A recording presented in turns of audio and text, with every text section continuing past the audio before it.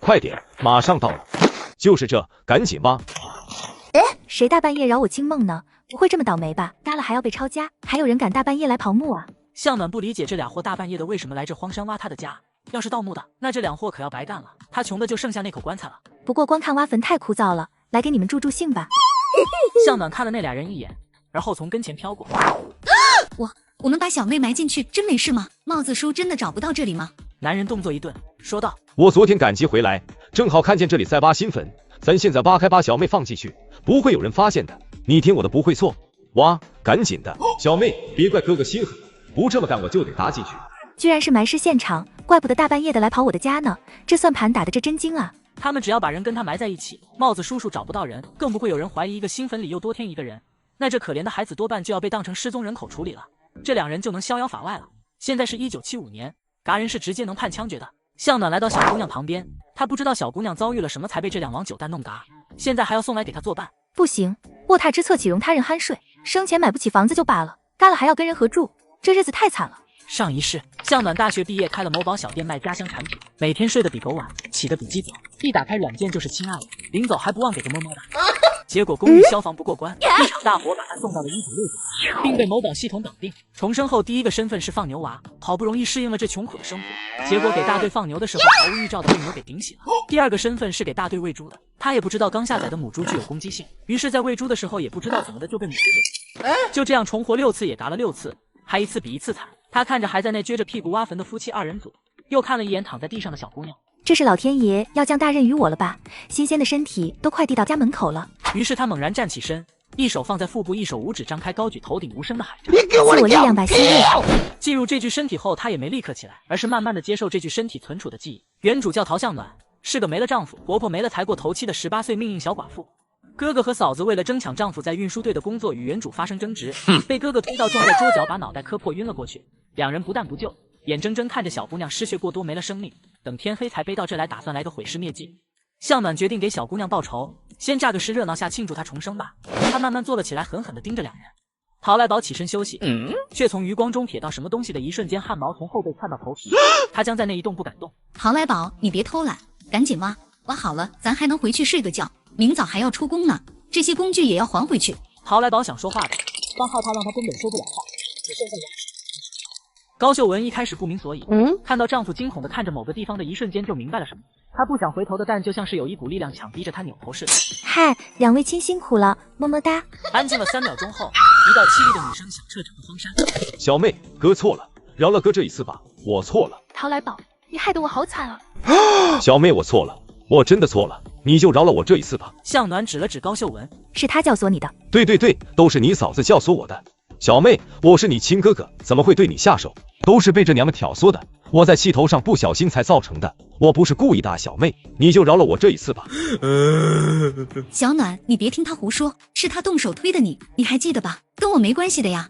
高秀文，陶来宝，今晚你们必须有一个人下去陪我。两人闻言都是一僵，随即高秀文忽然就朝陶来宝扑了过去。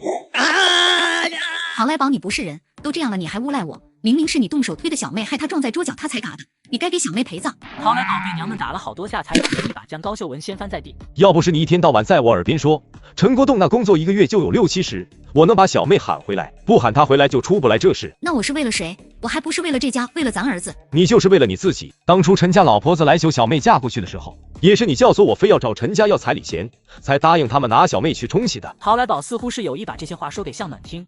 陈国栋跟原主成亲2天后就撒手人寰了。我都跟你说了，小妹跟陈国栋那是爹娘在世时候定下来的娃娃亲，爹娘去世早，也是陈国栋供小妹念初中跟高中的，咱得记着人家的情。都是你这个贪财的老娘们说，陈家有钱就硬要那300块钱的。你撒谎，小妹，我是说了要钱，可我当时说的是要100，是你哥哥找你婆婆要了300的，你婆婆当时差点都跪下了，你哥还非要300。向暖不说话，只看着他们狗咬狗。是你说陈家有很多赔偿我才多要的，再说了那钱要回来谁第一个花的？还不是你。你拿到钱马上就给你娘家20块，又花了20块买各种吃的跟衣服，我诬陷你没有，你个好吃懒做又贪财的老娘们，要不是你我小妹能死，老子今天跟你拼了。向暖看着两人互殴，只觉得心里涌起一股悲伤。原主父母去世，哥嫂长家后，他的日子就不好过了。爸妈留给原主念书的钱也被这两人给挥霍了。后来要不是陈国栋出钱出力，原主可能会被饿死冻死，更不可能顺利念完高中的。所以原主去给陈家冲喜是一点怨都没有的，哪怕知道自己100%要做寡妇，他也答应了。知恩图报是应该的。我说了，今晚你们必须有一个人给我陪葬。两人闻言都愣在那，相互看了一眼。本来还留有余地互掐的两人，这次动真格的了。高秀文在标体力肯定是不如老爷们的，很快就被陶来宝掐得翻白眼了。陶来宝顿了下，似乎才反应过来媳妇嘎了。小妹，她没呼吸了，我让她给你陪葬了。亲哥哥和嫂子挖掘别人的坟墓，只是为了把自己的亲妹妹埋进去，没想到阴差阳错使妹妹重生了。接上集，陶来宝看了看已经断气的媳妇，转头说道：小妹，她可以去地下陪你了，你还有什么要求尽管说，我一定会满足你的。向暖看着眼前这个没人性的家伙，自己妹妹跟媳妇都能杀害，还指望他是个人吗？你找陈家要的那300块钱拿到这里烧给我，你不要耍花样，否则我让你也下来给我作伴。那钱被你大嫂花了一部分了，还剩下多少？一分不少的拿来烧给我，否则我现在就让大嫂带你下去见爹娘，让他们教训你。陶来宝一听他这么说，下意识的看了一眼身边已经嘎了的高秀文，脸色顿时就吓得煞白，不敢再有小心思。我这就回去拿。赶不回来我就去你家。陶来宝吓得连滚带爬下了山，从家里翻出了240块钱，可此刻他就又开始心疼钱了。怎么办？真要把这些钱烧给小妹吗？命他不舍得，钱他也舍不得。陶来宝想了半天，忽然想起老一辈人说过那些鹦鹉最怕公鸡血，而他家正好有一只大公鸡。给钱还是杀一只鸡把小妹给彻底灭了？陶来宝思考片刻，最后决定再杀陶向暖一次。此刻在他心里，那已经不是自己的小妹了。媳妇都嘎了，小妹算个嘚。说完，陶来宝准备好了鸡血和糯米，战战兢兢地朝着山上走去。来到山上后，发现小妹和妻子都不见了踪影。小妹，小妹！陶来宝大着胆子喊了好几声，都没得到回复。难道高秀文已经被小妹带下去了？突然吹来一阵风，冷得他一哆嗦。他感觉有人在看着他，他不敢转身，那种恐惧感再次蔓延全身。陶来宝，还我命来！身后突然传来熟悉又让人汗毛倒竖的喊声。陶来宝只觉得裤裆一热，有什么液体根本不受控制的流了出来。先还是热乎乎的，被风一吹，裤裆立刻就变得凉飕飕，在这暖春的夜里让他浑身生寒。陶来宝，我嘎得好惨，为什么害我？秀文，你别怪我，是小暖让我这么做的啊！你去找小暖，是他逼我的。陶来宝，向暖忽然出现在陶来宝面前，陶来宝吓得喉咙发不出任何的声音，只能直愣愣地看着陶向暖。你猜是鸡血好喝还是你的好喝？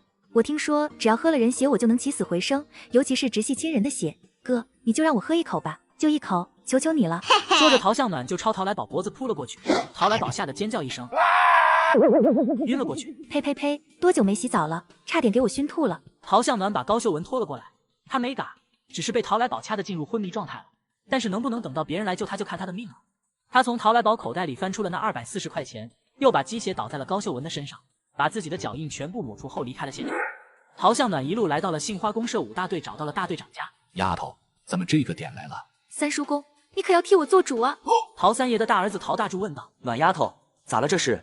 陈家人欺负你了？不是陈家，是我哥。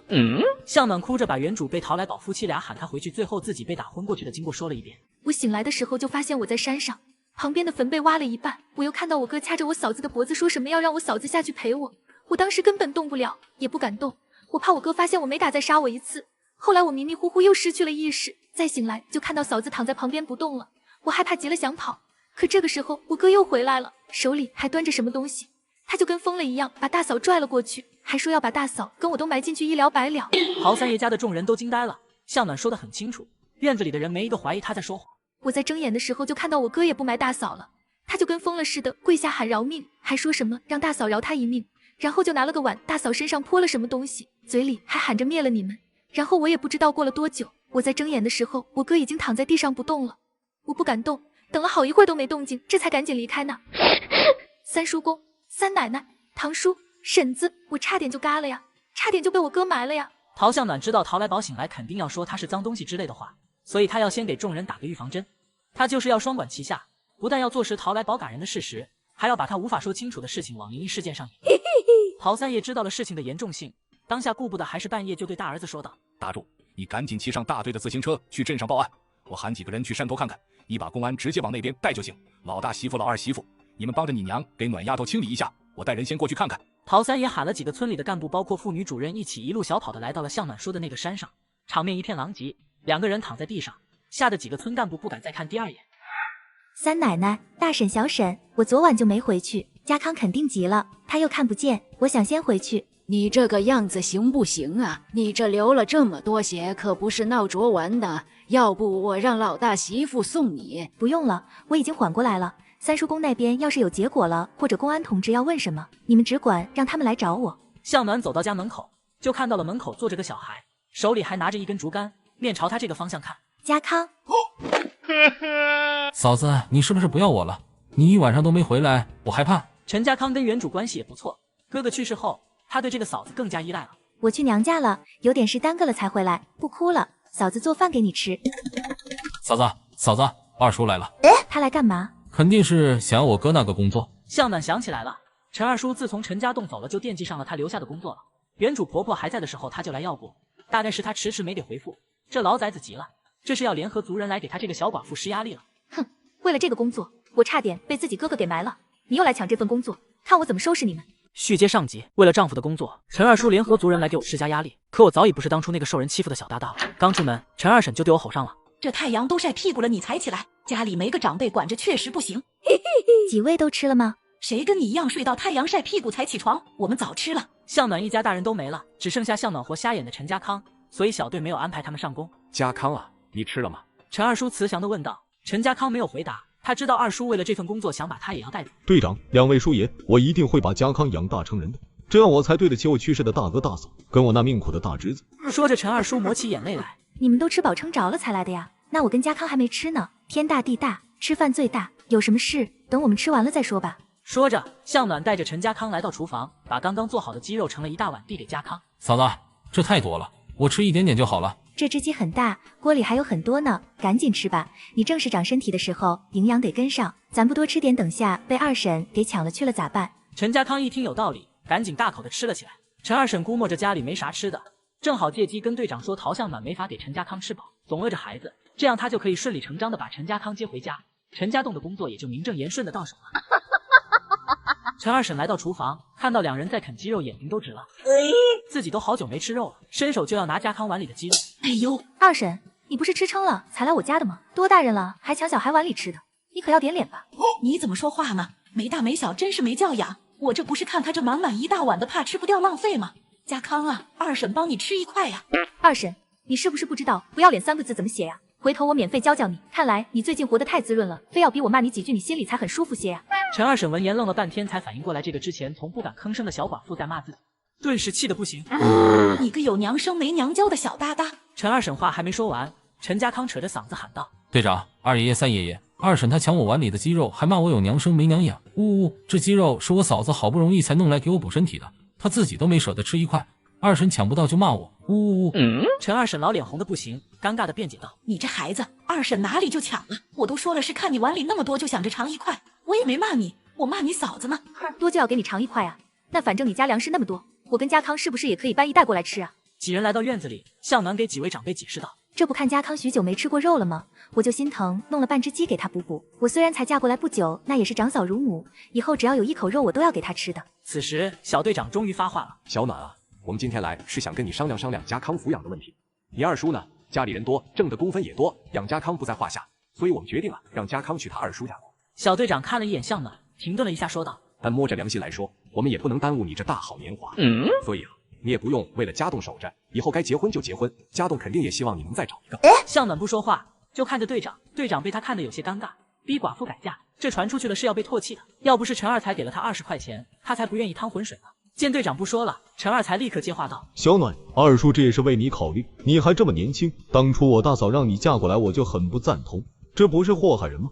我知道你是个好姑娘，我们老陈家也不是那不讲理的人，你只管回去再婚，要是有人来问，我们保证都说你好，这一点你尽管放心。”二叔，当初我嫁给家栋就知道自己以后会过怎么样的日子，但是我不后悔，我跟家栋是真心相爱的，没能跟他一起白头偕老，是我一辈子的痛。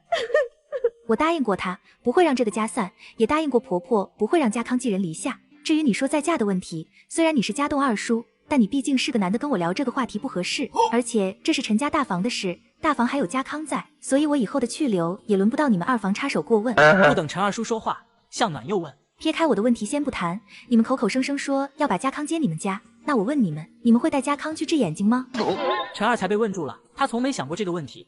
向暖之前带陈家康去县医院看了，医生说他这是摔下来，脑子里有淤血压迫视神经才导致眼睛看不见的。只要有钱，带他去京城或者海城的大医院治好的希望还是有的。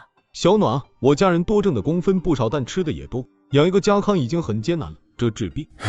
之前说养家康不是问题，现在又说很难了，你这就是不愿意给家康治眼睛了，是这个意思吧？那你也得看看治眼睛需要多少钱了，把我们家房子卖了也不够啊。哼，你们也听到了吧？二叔把家康接到他们家，也就是给他一顿饱饭而已。家康要是一直瞎着的话，以后还有姑娘愿意嫁给他吗？他娶不到媳妇，那我们家这一脉不是就要断了吗？你们好狠的心啊！陈二才立刻大声辩驳：“不是，我没有。”向暖不理他，从口袋里掏出一大把的钱来。你们不愿意给家康治眼睛，我愿意，这些钱就是我拿来给家康治眼睛的。二叔，你舍得吗？你确定这些就能把家康治好？治不治得好我不知道，但我舍得。我得还家栋跟婆婆对我的恩，这房子是家栋挣钱建的，家栋不在了，那就是家康的，谁也抢不去。还有家栋的工作，我谁也不会给的，这是我们俩安身立命的本钱。说完，向暖又扫了队长跟那俩叔公一眼。谁要是脸皮都不要，为了这房子跟家栋的工作来欺负我这个寡妇，还有家康这个残疾人，我就去镇上公社以及妇联去告谁。我看某些人还有没有脸在杏花公社待下去。陈二婶没想到向暖会直接把他那见不得人的小心思全部给抖落出来，立刻吼道：“你养家康，说出去谁信啊？你见不能挑手不能提的，你拿什么照顾家康？家康跟你一起迟早饿死。还有这些钱，我大嫂走的时候说了，家里1分钱没有了。你这钱是哪里来的？谁知道呢？我们家康可不要这肮脏的钱来治病。”向暖没有生气，看着陈二婶反问：“我听婆婆说过，早些年饥荒的时候，别家孩子好多都没养活，就你们家4个孩子都养大了。二婶当时去挣了什么肮脏钱，才养活4个孩子的？”众人顿了下，才反应过他这话里的意思。陈二婶气得就要上前去挠向暖，却被向暖一脚踹飞。我是陈家大房媳妇，怎么也轮不到你们二房来教育我吧？陈二婶还想骂，就被二爷爷打断了。老二家的这种话你也能乱说？你这不是要给我们老陈家抹黑吗？这话要是传出去了，那些还没娶媳妇的还要嫁人的孩子们还怎么说媒？家栋媳妇，你说要给家康治眼睛，这话可作数？二爷爷、三爷爷，我打算明后天就带着家康去省城医院看看，搞清楚他这个眼睛到底还有没有希望。我还有2个多月就能拿到高中毕业证了，到时候有了工作，我一定能养得起家康的。好，我们就相信你一次，希望你说到做到，别让我们失望才好。闻言，陈二才顿时就不干了，面色有些狰狞地说道：“二叔、三叔，你们之前可不是这么说的，这房子怎么能给一个12岁的小孩呢？”二叔，我知道你看我不顺眼，你们家人多，住房紧张，只要把我赶走了，这房子就能分给你们家孩子住了。当初修房子的时候，全部是家栋给的钱，你们可没出1分，房子凭什么就要给你？即使家康眼睛真没治好，靠着这房子，我或许还能帮他娶上媳妇。嫂子，我想我哥跟我妈了。陈二叔一看这些老家伙们动摇了，直接不装了。好，那房子咱们先不说，就说这个工作。这个工作当初是我爸弄来的，就因为大哥是老大，工作给了他。但是当时花钱买工作的钱我也出了份的，房子归老大，工作也归老大，那我这个老二算什么呢？你哥他疯了。续接上集，陈二叔上门讨要房子无果后，又打起了工作的主意。当初这个工作大家都花钱了，凭什么一直在你们手里？这样对我们二房公平吗？这个工作要说给家康我们也没意见，可现在家康这样能去工作吗？陶向暖，你不就是自己想要这个工作吗？可你配吗？比起给你这个外人，我家大明才更有资格继承这个工作。当时买那个工作是大家一起凑了钱，可二叔你出了多少？10块还是20块？家栋跟婆婆给你们的钱，还有你们家大军结婚借去手表的钱，早就超过你当初出的几10倍了，早就还给你们了，你还想怎么样？陈二叔没想到陈家栋连这种事都跟这个侄媳妇说，一时间尴尬的站在那找不到反驳的话。二叔，你也别说什么让我回家嫁人的话了，我今天当着队长、二爷爷、三爷爷的面跟你表个态，我陶向暖不会再嫁人，我现在唯一的愿望就是挣钱，然后给家康治病。你们谁敢拦着我挣钱给家康治病，就是我们全家的仇人。什么好话都让你说了，我们拿什么相信你？要是回头你不给家康治病了怎么办？队长、二爷爷、三爷爷，今天我可以把刚才我承诺的话都写下来立个字据，要是我做不到，到时候你们怎么发落我都没意见。那行，你就写个保证书，这是自己家里的事，就没必要到处嚷嚷的，让人都知道了，家丑不外扬。老二，这事就先这样吧，你也就别再犟了。是啊，老二，你大哥家就剩下这么一根独苗苗了，你真能忍心看他小小年纪就瞎一辈子啊？老二，你大哥、你大嫂、你大侄子都在看着呢，咱不能让走了的人寒心啊。陈二叔来的时候想的是屋子跟工作都要，现在屁都没得到，还白搭了20块钱，又被这女人羞辱了一顿，一口气堵在胸口，感觉整个人都不好了，只能灰溜溜的走了。下午，陶三伯家的陶大柱急匆匆的过来说道：“小暖，镇上的帽子叔去我家了，我爸让我来接你过去。”大柱哥，我哥跟我嫂子呢，咋样了？你嫂子被送去医院了，还没醒来。你哥他疯了，他醒来后就一个劲儿的喊着有鬼，还说让你跟秀文嫂子饶他一命。那他这样，帽子叔还会替我伸冤吗？你放心，人家同志说了，这是极其恶劣的案件，还有墓的主人知道了这事，差点把你哥家给拆了。几人来到了大队部，陶三爷立刻介绍道：“这就是陶向暖，是陶来宝的妹妹，也是昨晚案件的受害人以及举报人。”陶向暖同志你好，不用害怕，我们就是来问你几个问题的。你把昨天从你进你娘家门再到你来到陶三爷家的经过详细的说一遍。向暖把陶来宝夫妻俩把原主喊回去，又因为要工作名额发生争执说了一遍，还说了自己当时只是昏过去了，但哥嫂都没管他，再醒来就是挖坟抛尸现场了。你能保证你上面说的都是真的吗？向暖点头说道：“我说的每一句话都是真的。”可陶来宝不是这么说的。那他是怎么说的？公安看了一眼陶向暖，没说话，毕竟有些东西不能当着这么多人的面说。陶三爷，大致经过你们也都听了一遍了，现在我们要具体询问了，你们再就有些不合适了，先出去吧。陶三爷点头，大家纷纷起身离开了。大队部里就剩下3个公安跟向暖。陶来宝说你是阿飘，还说你说他跟高秀文必须有一个人下去陪葬，所以他才动手掐了高秀文的，这些你有印象吗？我应该没有说过。为什么说应该？我头被砸了老大一个坑，当时就流了很多的血，失去了知觉被扛过去的。在那样的情况下，你们觉得我有那个能力威胁他们俩吗？我是一名高中生，老师说所谓的阿飘不过是人做了坏事心虚编造出来的借口罢了。3个帽子点了点头，这话他们也很赞同。我确定我没有跟陶来宝说那些话，我就记得我醒来的时候，我嫂子已经倒在一边了，我哥跪在那磕头，说什么我没听清楚，其他的我就不清楚了。我们在现场发现了几个没有烧完的钱，陶来宝说是你让他回去把钱拿来烧给你，你怎么解释？我脑子又没坏，我真要钱的话干嘛还让他把钱烧了？钱烧了我能用，你们说会不会是我哥跟我嫂子大半夜去挖人家的坟，惹到那里面的东西？虽然我不信那玩意，但要不是里面的东西作怪，我哥那些奇怪的举动就没法解释啊。向暖把真相告诉了他们，但这真相没人相信。我们要相信科学。3个公安见问不出什么，于是说道：“今天就先到这里，过几天我们可能还要来找你，你暂时就在村子里不要离开。”那不行啊，我脑袋现在还疼呢，我得去医院看看啊。那行，但不能出省，明白吗？明白。帽子叔叔，我想问一下，陶来宝会判刑吗？怎么判决是上面的事，我们只管把证据交上去。第2天一早，向暖和家康来到了县医院检查伤口。你也就仗着身体年轻，不言早没了。这么严重的外伤，咋不第一时间来医院？家里出了事，走不开，这不就赶紧来了吗？上完药后，2人又坐上了去往省城的车，来到省城医院。经过医生的诊断后，医生拿着片子说道：“这里有淤血压迫了你弟弟的视神经，要想把淤血清除，那就要做开颅手术。”开颅？向暖震惊了，别说在75年了，就是现代，开颅也是个大手术。是要开颅，你要是觉得不放心的话，可以去京城，那边的设备确实会比我们这里要好很多。要去的话就尽快去，再拖下去，手术的风险只会更大。好，我们这就直接去。你去京城的301，我有个同学在脑科室主任医师，叫黄志全，你去了后就说我介绍的。嫂子，咱回去吧，不治了。为什么不治了？肯定要许多钱，还不一定能治好。那个开颅是不是就是把脑袋打开？我怕……嫂子会想办法挣钱的，你不要担心。你才12岁，真的想一辈子看不见吗？陈家康垂头沉默着，随后2人来到邮局给陶三爷打去了电话，说明了情况。你还是回来一趟吧。昨天医院传来消息，一大早醒了，说了一些情况。李队长的意思是让你也回来一趟，还有你婆婆马上就要37了，你走了那边怎么办？好，那我们先回去。续接上集，从省城医院回来后，陶向暖来到所里。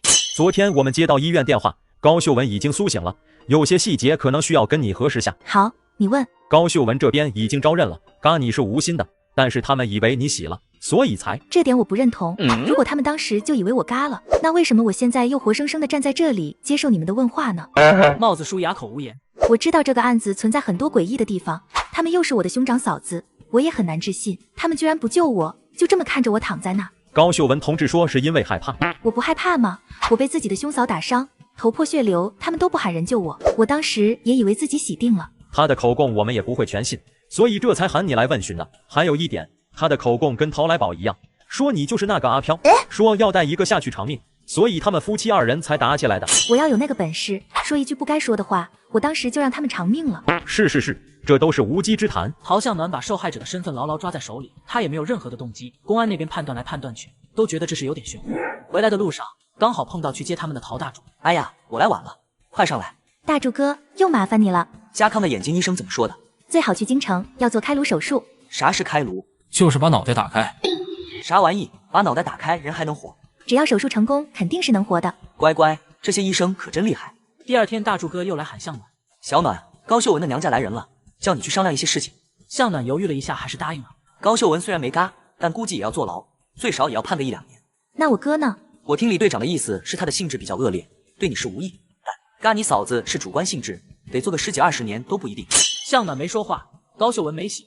原主虽然被2人嘎，但他借用了原主的身体复古，在外人眼里也就是没嘎，嘎人跟嘎人未遂是2个概念。我看高家那意思是想让高秀文离婚回去，你有点心理准备，那高家人很难缠。来到大队部，高秀文的哥哥高秀军一副凶相的说道：“你哥差点害了我妹妹，秀文在医院里还花了很多钱，这事你说怎么算？”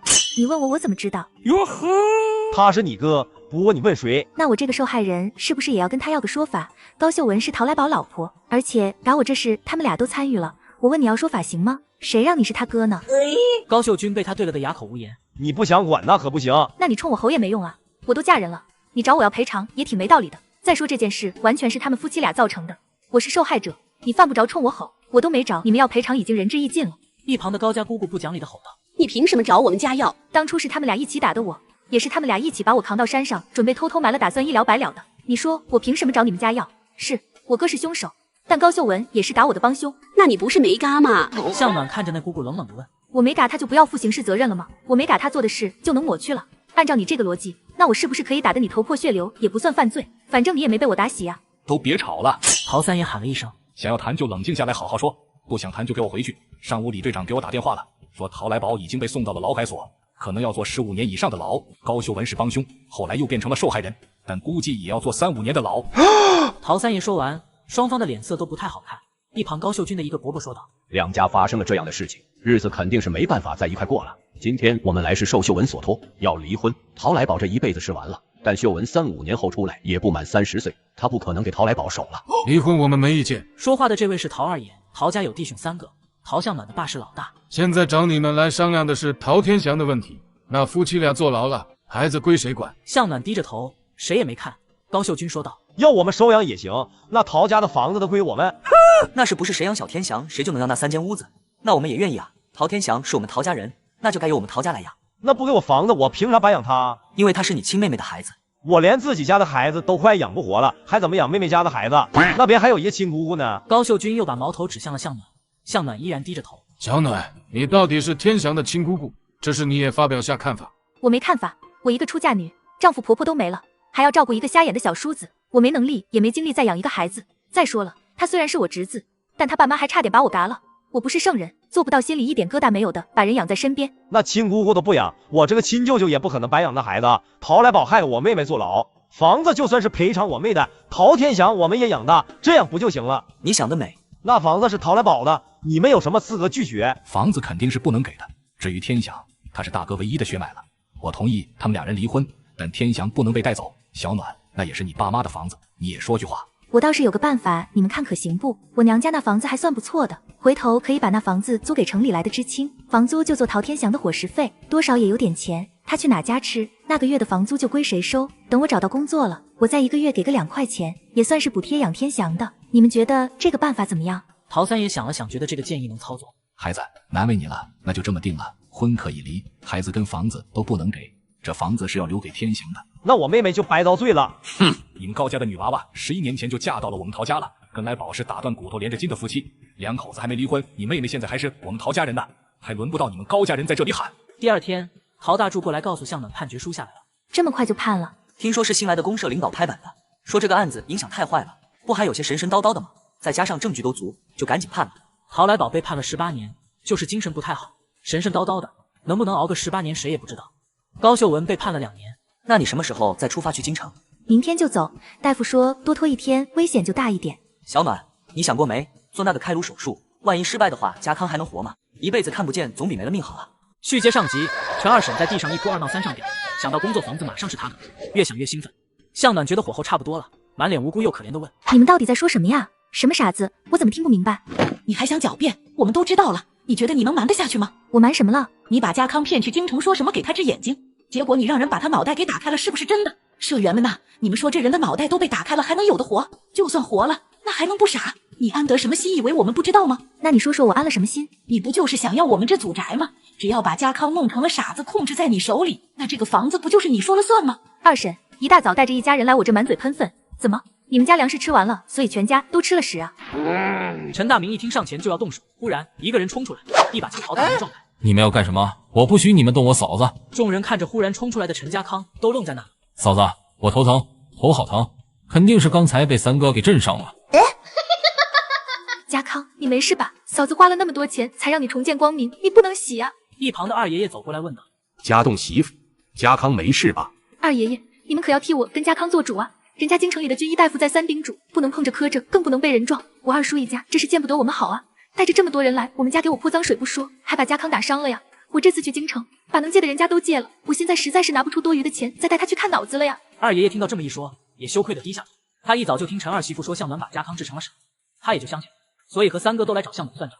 没想到老糊涂被耍了。丫头，这件事是我们两个老糊涂没做好，就听人说你们回来了，还说家康脑子被人打开了，成了傻子，就信以为真了。二爷爷、三爷爷，你们上次来我家逼我写了保证书，可你们还不相信，我欠了好几百的债务来治你们陈家的子孙，没想到还这样对我，你们陈家人也是真不讲理啊！丫头，我们是被陈二才给骗了，我给你赔个不是。大明啊，家康脑袋被你弄伤了，这看病的钱你们得出啊！凭什么？是他撞的我，我胸口还被他撞疼了呢。哼，你这么说就是不讲理了。要不是你们来人家家里闹事，家康能来撞你吗？今天我做主了，你们二房赔大房50块钱。躲在角落里的陈二才见事态闹大了，赶紧跑过来。三叔爷，我们哪里有这么多钱啊？别的先不说，家康是你亲侄子吧？现在你们家带头惹事，还把刚治好病的家康头给撞疼了，你不该出医药费吗？陈二才不肯，以沉默代替抗议。好，你这是不愿意出了。陈怀友，你把族谱拿出来。陈二才这样的不孝子孙，不配入我们陈氏的族谱。他们能耐大，能自成一脉了。七小队队长陈怀友有些尴尬的说道：“二叔爷，您消消气。二才，这事确实是你们家不对，人家把家康治好了，还要被你们这么泼脏水，这事拿到哪里说，你们都是没理的那一方。现在二叔爷跟三叔爷都开口了，我既是族长又是队长，那我就做个主，你给家栋媳妇赔礼道歉，再给家康赔30块钱的营养费，你看怎么样？”我看不怎么样，我是1分钱都不会拿的。见陈二才还是死猪不怕开水烫，陈怀友也生气。家栋媳妇，我没这个本事啊，你们这事在村子里是解决不了，你去妇联吧，这事归他们管。不用去，你就是那个欠揍的长辈，真当我们陶家人那么好欺负是吧？你谁啊？你要干嘛？你别过来啊！来，都是老爷们，别对小姑娘下黑手。你冲我来，咱俩比划比划。哥，咱不是那粗鲁的人，咱是文化人，讲道理，要是他们不听，再动手也不迟。二爷爷、三爷爷对视一眼说道：“家栋媳妇啊，今天这事是我们错了，以后你们两家的事情我们不会再过问了，你想怎么办就怎么办吧。”两位长辈走了，陈二叔一家见状虽有不甘，但也不敢逗留，赶紧溜了。下午，陶大柱叫了几个彪形大汉来到陈二才家。陶家的，你别太过分，真当我怕你啊？欺负我家妹子，今天我就让你知道欺负我陶家人的后果。兄弟们，把这老家伙给我揪出来揍，还有屋子里的东西都给我砸了。向暖赶来时，屋子已经被砸得稀巴烂，陈家二人在地上吼叫着：“你个丧门星啊！你指使人来砸我家，这事没完，我一定要去公社举报你们！”你骂谁呢？再敢满嘴喷粪，我扇的你儿子都不认识你。行了哥，已经教训了他们了，咱们走。你个小哒哒，你砸了我家，你不能走，你得赔我钱，赔我东西。哼，你们拿我家的那块手表可老值钱了，砸这么点东西哪里够啊？哥，把这只鸡也带走，晚上咱吃鸡。你别动我的鸡，别动。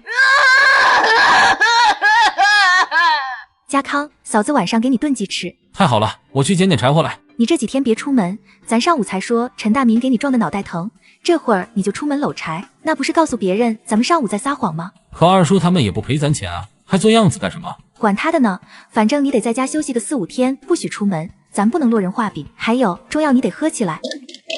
陶向暖，你给老子出来！敢让人上门砸我家，抢老子的鸡，你给我出来！陈二才的大儿子陈大军扯着嗓子吼道：“向暖将门打开，陈大军一脚踢空，顿时来了个180度大劈叉。你叫嚣什么？你爹都被我哥揍得不敢再来了，你还敢来找茬？你算老几啊？我砍死你个不要脸的！”向暖举着刀朝陈大军裆部挥去，陈大军快吓尿了，刚才就扯到蛋了，手一软没撑住人就往后一仰倒，大刀差点砍在了陈大军的子孙根上，陈大军吓得屁都不敢放一个，站起来就跑。救命啊！好悬啊！今晚差点又多了一道肉菜。大嫂，你说的那道菜是不是叫老母鸡炖牛鞭啊？再敢跟着我，信不信姐姐捏爆你的蛋蛋？什么？采访我？为什么要采访我呀？大队会计突然来找向暖，说市里那边来人采访他。对，就是采访你。市里的汪记者听说了你们家的遭遇不幸后，你还能到处借钱，坚持给12岁的瞎眼小叔子看病。他听了后很是感动，说是要给你们拍照登报。号召全市妇女都跟你学习呢。来到大队部，大队长正在跟一个女同志说话。汪记者，我跟你介绍下，这位就是我们3大队的陶香暖同志，他自己还是一名高中生，不过马上就毕业了。这个就是他小叔子，之前眼睛是看不见的，多亏了陶香暖同志坚持带着他去了京城的大医院，欠了好几百块的债才给小叔子治好的。陶香暖，这就是市里日报社的汪雪记者，就是他要来采访你的。汪雪激动地看着陶香暖。陶香暖同志，你可太伟大了！我要号召全市妇女同志向你学习。我谢谢你全家。大队长带着人走了，只留下3人。汪雪像个小学生一样把原主跟陈家栋认识的经过都问了一遍，听完后居然哭了。嫂子，我没想到你把我哥跟你做过的那些事都记在心里了。我哥要是还在该多好啊！哭吧哭吧，女人哭吧不是罪。陶香暖同志，是什么让你在明知道嫁到陈家就要守寡的情况下，还毅然决然的嫁了过去？向暖很想说是为了报恩，但这个汪雪小同志就差把爱情2个字写在自己的脑门上，让他重复一遍了。于是向暖试探的说道：因为爱情。果然，汪雪的眼睛顿时就亮了，带着只有少女才会对爱情充满憧憬跟向往的神情重复了一遍。对，就是因为爱情，死亡都不能让他随之消亡的那至死不渝的爱情啊！向暖尴尬的想马上找个地缝钻进去。老天爷，我做错了什么？你直接惩罚我，别这么搞我行吗？那个汪记者呀，你这么写会不会出问题呀？万一上面说你搞什么靡靡之音的话，那对你……陶同志，你放心，这不是靡靡之音，这是超越生死的真挚感情，是一方去世，一方还代替他守护他家人的感人肺腑的故事。你放心，我一定会把你们的故事写出来，把你顶着南方家族压力欠下巨大债务，也要带着毫无血缘关系的小叔子北上治病的事宣传出去，因为这是你对陈家栋同志的承诺。本小姐不管了，随便你瞎把编吧。这家伙当记者屈才了呀，应该改行当编剧。就他这脑洞，写出来的故事绝对比那姚阿姨还狗血。向暖马上要毕业了，要是汪雪这篇采访稿真的过稿了登报了，那对即将毕业需要找工作的他来说会有利的。转眼就到了6月底，毕业考试结束后，向暖出了学校往车站走，突然他感觉被人跟踪了，向暖赶紧躲了起来。等对方过来后，他直接给对方来了一招猴子摘桃。再敢跟着我，信不信姐姐捏爆你的蛋蛋？你干嘛？是鹅？管你是鹅还是鸭，敢跟踪我就让你变成母的。怎么是你呀？唐和平疼得弯腰直叫，显得十分可怜又无助。他都还没用过呢，不能就这么被捏坏了吧？同志，对不起啊，我真不知道是你，我以为是有坏人跟着我呢，没想到是你。唐和平这次是来县里开会的，正好碰到向暖被人跟踪，这才想着过来打声招呼。确实有人跟着你，但那人不是我。我要不是看你是新华公社的社员，你当我想管你呢？太对不起了，我错怪你了。那些人呢？你给赶跑了？他们发现我也跟了进来，就散开跑了。你也是胆子大，发现有人跟踪不跑，还想着反击，万一是歹徒怎么办？那要是歹徒的话，现在就变成太监了。这天是没法聊了。同志，今天真是谢谢你啊，你真是好人，不然我今天就危险了。你太谦虚了，应该是我忽然出现耽误你发挥了。我不是这个意思。你现在也是个名人了，以后出门要注意保护自己。名人，同志，我的事迹是不是登报了？是的。对，我要去买报纸。同志，下次再见我请你吃饭啊。第二天，向暖带着家康来到了镇上。昨天大队说妇联这边有事情让他们去一趟，向暖以为是因为登报的事要表扬他。我就是咱们公社的妇联主任，我叫周平。你的报道一刊登出来后，我们公社这边才知道，是我们妇联的工作没做好，是我们失职了。下次有困难你直接找我们，别给人记者同志添麻烦了，你觉得呢？向暖闻言顿时面露苦笑，还以为是工作机会来了，结果是他想多了。向暖不想得罪这些人，于是就跟周平解释了下采访的前因后果。周主任，通知下来了，下午要开这一季度的工作安排大会，各个部门领导都要发言。我这边发言稿还没写好呢。那也没办法，你抓紧吧。对了，大队长让你去一下。好，我这就来。周平风风火火的走了。陶向暖看了一眼发言稿，觉得这个发言稿写的跟小学生日记似的，干巴巴的，于是他就润了下笔。10分钟后，周平过来说道：小陶啊，你弟弟治病花了多少钱呢？一共花了500多，回来后在大队卫生室那边报销了50多块。这个事情我刚才也问了夏书记，他的意思是你把费用单子拿过来，公社这边再给你报销一次，减轻你的一些压力。哎呀，那可太谢谢周主任了。你改的，你这文笔不错呀。没经过你同意就动了你的东西，真对不起。小陶啊，你这文笔不给领导干秘书拿笔杆子都是屈才呀。我们办公室的曲会计前几天骑车的时候不小心摔了一跤，腿给摔坏了，短时间内估计是不能来上班了。你那运输队的工作要是能跟区会计换，我估计他是愿意的，让他儿子去运输队，你来我们公社上班，那不就完美了吗？可我不会做账啊。咱们公社也没多少账要做，你一个高材生学就会了。我也不瞒你，我帮你就是想让你有空的时候帮我们写报告。丫头，你考虑下，要是行的话，我中午下班就去问问老区，他就住在我家附近呢。好，那周大姐你帮我问问，要是行的话，我就同意换。向暖来到陶三爷家，向暖，你家那房子已经租给知青了，房租大队这边出大头，1个月给1块，那4个知青1个月给1毛，一共1块4。按照之前说好的，天祥住在谁家这个钱就给谁。这个月天祥在你二爷爷家住着呢，所以房租给了他们。大人的错跟孩子没有关系，他现在又是你们家唯一的血脉，你不来就算了，来了就要去看他，省得被人说闲话。好，我听您的，我现在就去二爷爷家去看看天祥。二爷爷分家了，现在在大儿子家住。小天祥刚从地里干活回来，老大媳妇冷冷地说道：“10岁的孩子了，自然得跟着干活了，你心疼啊？那我可要跟你明说，咱们家这么多人，不养闲人，你要心疼可以领回去。”向暖也不跟他生气，换成他在这样的环境中还要养一个没啥关系的孩子，他也不乐意，生气是应该的。从二爷爷家出来，小天祥一直跟着向暖。姑姑，我恨你！哎，接上集。姑姑，我恨你！哎，陶天祥说完转身跑了。向暖听见了没啥反应，立场不同，他恨就恨吧。嫂子，我不喜欢他。为什么？他虽然是你亲侄子，但他爸爸差点害死你，差点让我变成没人管的孤儿，所以我不喜欢他。你在树荫下等我，我东西忘记给三奶奶了。向暖来到陶三爷家，三奶奶看到是向暖，意外极了。怎么又回来了？三奶奶，我还有个事要问你，天祥怎么没去读书啊？他去读书的话，学费谁给呢？孩子，不是我们不想给，是大家日子都过得紧吧？我知道，是我之前没考虑到。三奶奶，你能不能去跟三爷爷说，让二爷爷他们同意天祥去读书，以后他的学费我来出。我是恨他爸差点害死我，陶来宝已经为他的行为付出代价了，所以我跟陶来宝之间的恩怨就算了。你能这么想就很好，孩子，我知道你为难，放心吧，我会跟老头子说的。第二天，向暖一大早来到了公社，周平热情地说道：“小陶，我昨天问过老区了，他答应了跟你换工作了，我这就给老区打电话，让他先过来跟领导说一声。”半个小时后，一个中年男子过来了。小陶啊，这就是我跟你说的曲会计，这位就是陶向暖同志，是高材生，之前报纸上报道的那位。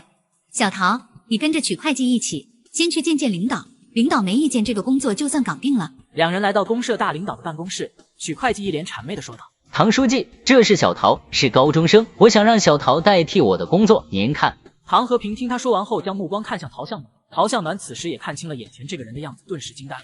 是你不是那个小鸡仔吗？书记，你就是我们公社的书记。你们私底下怎么说的我不管，但要是他也不能胜任这份工作，那就没有下一次了。下一次我会找人干，你们明白吗？唐书记，您就放心吧，我肯定能做好这份工作。到时候要是做不好，不用您说，我自己也没脸在这里待下去。闻言，唐和平也没说什么，只冲老区道：“你们下去做交接吧，把所有的事情都交接清楚。”交接完工作，向暖也就有了一份正式的工作了。向暖开心地回到家找家康，却发现家康没在家。向暖去对面的邻居刘奶奶家。刘奶奶，我是对面的小陶，我想问下，你知道我弟弟陈家康去哪里了吗？什么陶？小陶。哦，我家桃子确实还小，想吃药再等等啊。哎，我弟弟陈家康，你知道他去哪里了吗？要健康，我家也没有啊。向暖无奈地走了，来到田间，老远看到两拨人在对峙。怎么还打起来了？为了抢水呗，早稻正在出浆的关键期，这一波水一定要给到位，不然稻谷就饱满不起来，瘪稻子多，到时候交不上任务，咱们这上半年就白干了。所以这几天各个大队都在抢水，五小队的田有一部分跟我们是挨着的，那上塘跟中塘是分给我们小队的，五小队那边就偷偷的放我们塘里的水。咱们队长去找五小队那边的队长，结果他们死不承认。七小队有30来户人家，在陈怀友的带领下，去年才把2个水塘的淤泥挑了，塘埂也加高了，所以蓄水量还算不错。但五小队那边去年没挑淤，2个水塘里的蓄水根本就不够用，所以才来7小队偷水。事后陈怀友召集了每一家的户主去他家开会。这五小队太不是东西了，自己没水就来我们这抢。从今晚开始，我们每家每户都要出1个人去守着水塘，不能再让他们来偷我们的水了，不然到时候粮食交不上去，我们都白干。陈怀友看了看陶向暖，小陶啊，我想了下，觉得你们家最好也出1个人，你们老这么不参加集体劳动也不是个事啊，对吧？不少人都附和，大家都干活，就你们一户不干活，谁看了也不爽。队长，我可能没办法参加。小陶啊，之前你不干活，那是我看在你们家出了事的份上，可这都过去2个多月了，你们一家还不参加集体劳动，就有些说不过去了吧？我这个队长也不好当啊，你也得为我着想一下，还是说你对我有什么意见？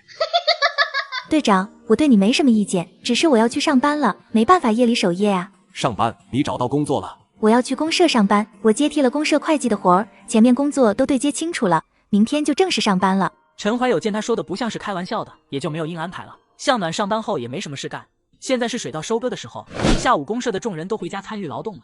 向暖不想干活，于是主动申请加班。唐书记，你还没吃饭吧？没呢。正好我今天准备的饭菜有点多，你要是不嫌弃的话，分一点给你。好啊，那谢谢了，我回去拿碗。